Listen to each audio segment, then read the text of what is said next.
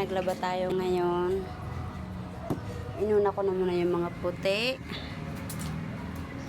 at mga cover ng kama namin. Ayan, puti yan. At ang isusunod ko naman isa lang itong di kulay na damit.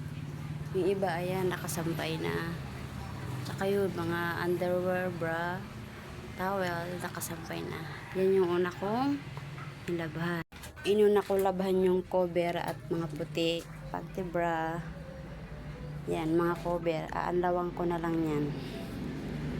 Tapos, ang isunod ko na may salang ay di color. Yan, last na lang po yung salang na yan. Yung alaga ko, takot sa lagaw. Keeper! Pet! Shh!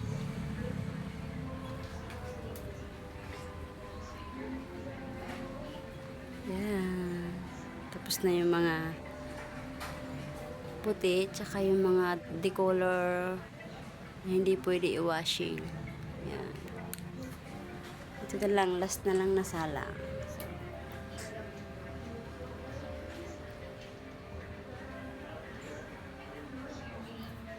Ayan guys, inilagyan natin ng pangalawang tubig kasi marumi na yung unang tubig. Inuna ko kasi yung mga puti at cover ng kama. So, pangalawang salang na itong tubig at ito yung isusunod ko na. Ayan. Last na lang yan na salang sa washing.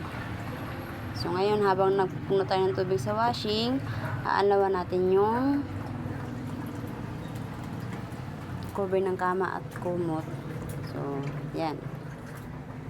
So, yun guys, naanlawan na natin pangalawang anlaw. Antayin pa natin mapuno yung tubig bago natin anlawan ng pangatlo.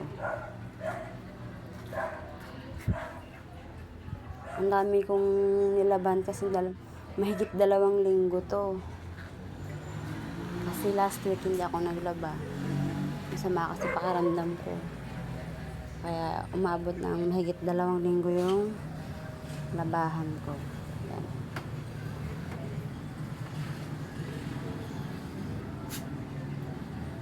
Yan. Wala nang boxer kasi yung aking darling. So hanggang dito lang po aking video.